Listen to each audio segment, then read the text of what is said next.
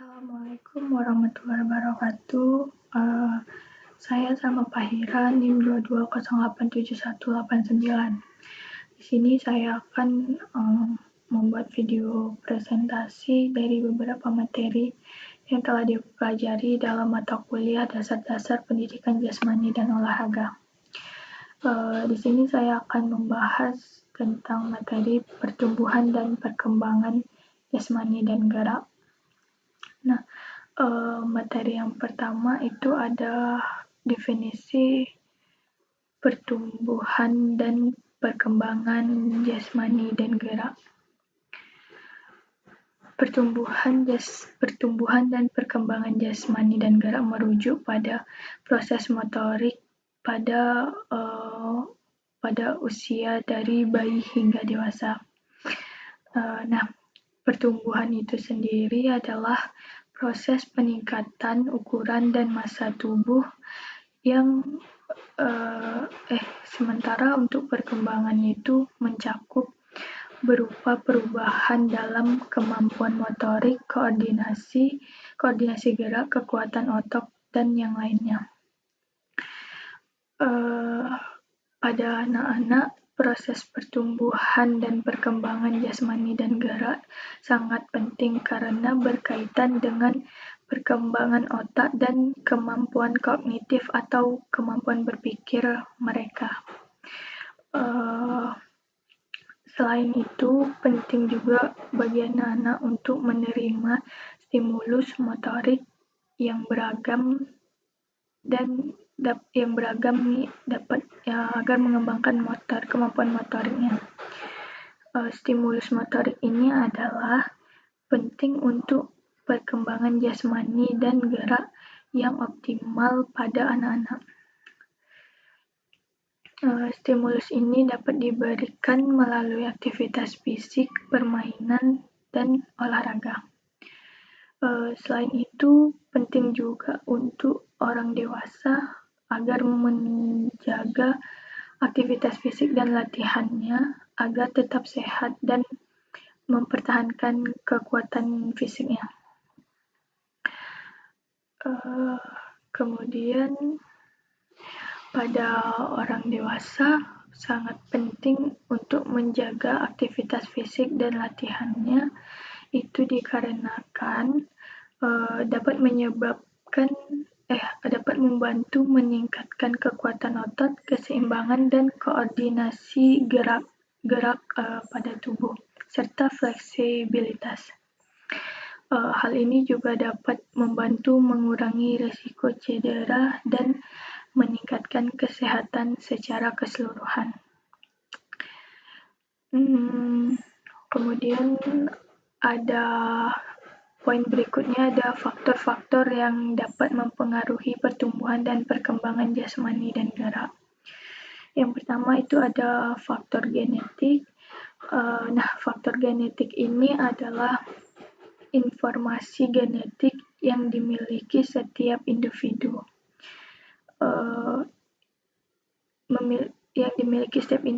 Yang memiliki peran penting untuk memainkan motorik mereka. Faktor genetik ini mempengaruhi kekuatan otot, koordinasi gerakan, keseimbangan, dan fleksibilitas. Yang kedua itu ada faktor nutrisi. Faktor nutrisi ini faktor nutrisi yang tepat dan seimbang sangat penting untuk mempertahankan pertumbuhan dan perkembangan jasmani dan gerak.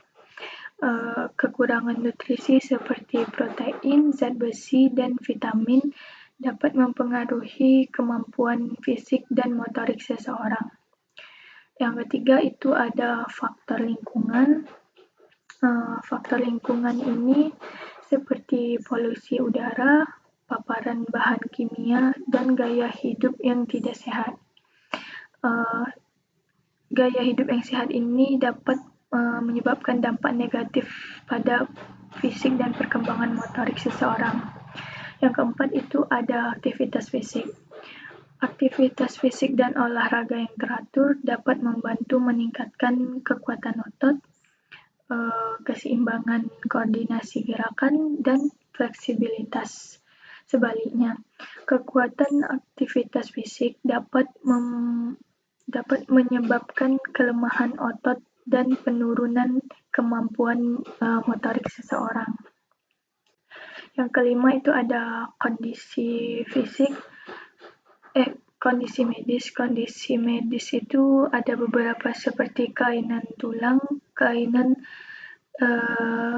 dan kesehatan lainnya yang dapat mempengaruhi pertumbuhan dan perkembangan jasmani seseorang. Yang keenam itu terakhir ada usia. Nah, usia ini merupakan pertumbuhan dan perkembangan jasmani dan gerak yang berbeda-beda pada setiap usia. Anak-anak dan remaja memiliki kebutuhan yang berbeda dengan orang dewasa dan lanjut usia, sehingga perlu memperhatikan kebutuhan yang sesuai dengan usianya. Kemudian ada tahap-tahap pertumbuhan dan perkembangan jasmani dan gerak dari masa bayi hingga dewasa. Pertumbuhan dan perkembangan jasmani dan gerak itu merupakan suatu proses yang kompleks dan yang terjadi secara kompleks, secara bertahap, mulai dari bayi hingga dewasa. Berikut tahapannya, yaitu yang pertama ada bayi dari 0 sampai 12 bulan. Pada fase ini bayi mulai mengembangkan motorik kasar dan halus. Pada usia 3 sampai 4 bulan, bayi mulai mengangkat kepalanya seperti berbaring dan telungkup. Kemudian pada usia 6 sampai 7 bulan, bayi mulai bisa duduk dengan dibantu. Kemudian dari 9 sampai 10 bulan, bayi mulai bisa merangkak, dan pada usia ke-12 bulan, bayi mulai bisa berdiri dan berjalan. Yang kedua itu anak kecil dari umur 1 sampai 3 tahun. Pada fase ini, anak ini mulai mengembangkan kemampuan motorik halus dan kasar yang lebih baik. Kemudian yang ketiga, anak prasekolah dari umur 4 sampai 6 tahun. Nah, pada fase ini, anak umur segini mulai mengembangkan keterampilan motorik halus dan kasar yang lebih rumit dari sebelumnya. Contohnya, anak bisa mulai menulis, menggambar, bersepeda, dan melakukan gerakan yang lebih kompleks. Yang keempat itu ada anak sekolah umur 7 sampai 12 tahun. Pada fase ini, anak usia segini mulai mengembangkan keterampilan motorik yang lebih canggih dan keterampilan olahraga yang lebih kompleks. Kemudian, remaja yang berumur 13 sampai 19 tahun. Pada fase ini, remaja usia ini mengalami perubahan fisik dan hormon yang signifikan. Kemudian yang terakhir, dewasa umur 20 tahun ke atas. Pada fase inilah pertumbuhan fisik sudah selesai dan perhatian lebih banyak diperhatikan ke kesehatan dan keseimbangan hidup. Orang dewasa perlu memperhatikan olahraga yang cukup, pola makan yang seimbang, dan istirahat yang cukup agar mempertahankan kesehatan jasmani dan geraknya yang baik. Kemudian pada poin berikutnya itu perbedaan antara pertumbuhan dan perkembangan jasmani dan gerak pada anak laki-laki dan perempuan. Perbedaan antara pertumbuhan dan perkembangan jasmani dan gerak pada anak laki-laki dan perempuan bisa dilihat dari beberapa faktor seperti faktor perbedaan tinggi badan, massa otot, dan perbedaan kemampuan motoriknya. Nah, pada umumnya anak-anak laki-laki memiliki tinggi badan yang lebih tinggi daripada anak perempuan.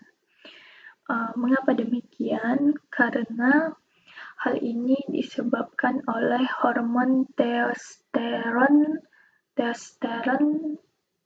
pada laki-laki yang lebih banyak diproduksi pada anak laki-laki.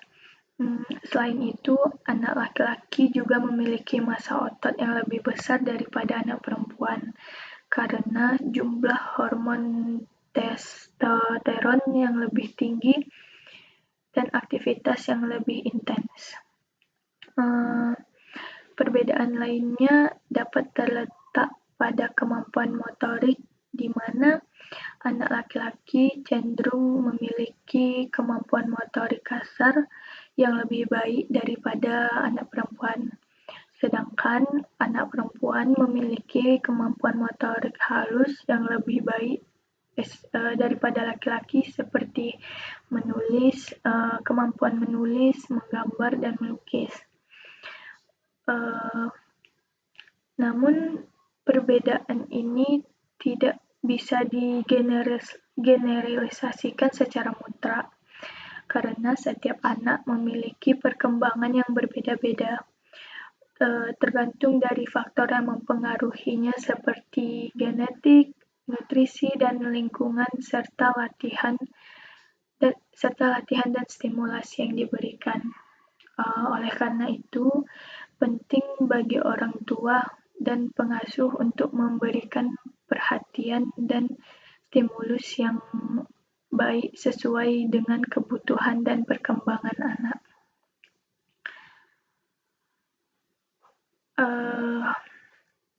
Baik, mungkin dari materi yang pertama ini, materi pertumbuhan dan perkembangan jasmani dan gerak, saya dapat menyampaikan segitu. Jika ada kata yang salah dan kata yang berbelit-belit, saya mohon maaf. Sekian dari saya. Assalamualaikum warahmatullahi wabarakatuh.